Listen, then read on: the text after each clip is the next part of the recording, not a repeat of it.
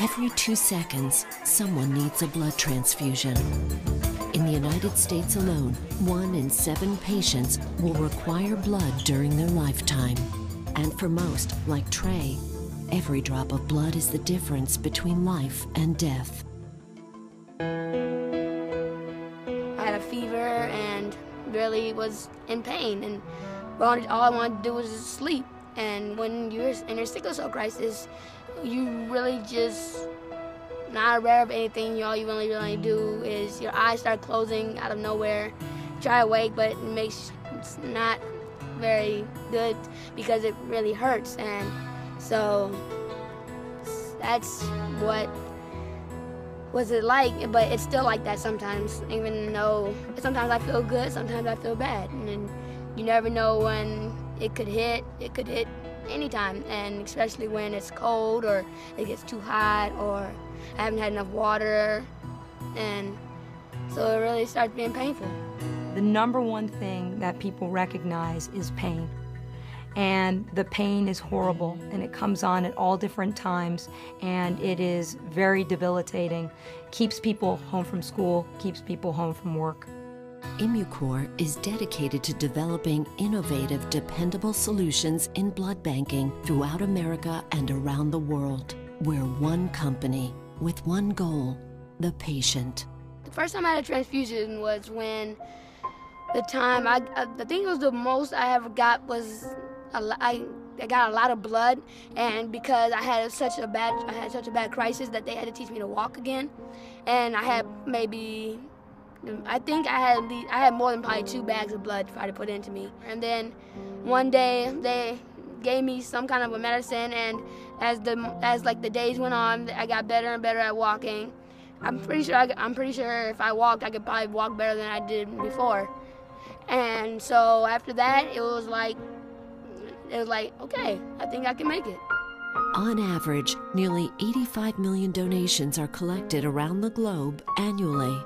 When patients with sickle cell disease can't receive blood when they need it, it is, to me, tragic as a physician, because we know that this will help them through this life-threatening complication.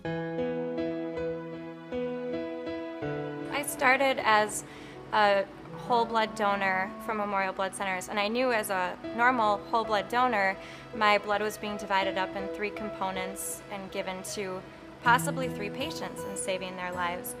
And when I joined the reagent donor program, after a presentation on it, I realized that I was affecting 130,000 people. What makes my blood type unique is that I'm a group O and I'm an R1, which means I'm little c negative, and I'm Lewis A and B negative, I'm JKB negative, Duffy A negative, Cal positive or big K positive, and KPA positive, which in all those markers together, or absence of those markers, this makes it quite unique.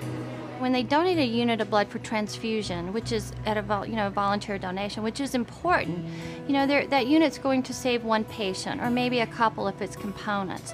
But when they donate for reagent use, and are used for screening cells or antibody IDs, they save hundreds of patients, because those products are used to screen hundreds of patients every day throughout the world. The matching that takes place behind the scenes is what brings the best results after that transfusion. Some of the most amazing recoveries after he was transfused happened because the match that they made in the lab was so perfect. In my opinion, genotyping can help patients early on, prior to them developing an antibody, by testing their red blood cells prior to receiving any transfusions. And that would actually facilitate the choosing of better matched red cells. We've made many changes at Immucor to enhance our quality systems. We've changed literally hundreds of procedures to make them more robust. We've added key personnel in positions of operations and quality, many of whom have extensive industry experience, and we've created a dedicated training department to train all of our staff. Some of the safety measures and things that we put in the process are, first and foremost, our staff. We invest in quality training for our staff. because our staff is the ones that are on the front line doing the job every day, and they will see the results and see how the product's working. And so they're the ones that's going to know if something's wrong, and they're the ones that need to know what our product is used for, and that ultimately is going to go save a patient. This cannot be done alone as far as taking care of patients. The people who are the medical technologists, the people who develop the products, we're building our treatments on all of those things. Every single day we are using, and you are contributing to treating patients and making their lives better and healing them. There'll be good days and there'll be bad days like anyone else in life. And our bad days may have a little bit of a different spin, but as far as what he can and cannot do, I've always told him, you can do anything that anyone else can do. You may not be able to do it just like them, but it doesn't mean you can't do it. And that's what's important. The life expectancy of a patient with sickle cell disease has changed from anywhere to 30 to 40 years of age, nowadays to 50, 60, 70 years and beyond. I have to tell myself that I can make it, and I have people that love me, that are here for me, and I just pretty much motivate I motivate myself when nobody's there. I motivate myself to push myself and to think of all the things that I can do when I get out, and all the things I can have when I get out. And so I just tell myself everything's gonna be okay, and I tell myself something that I want to hear.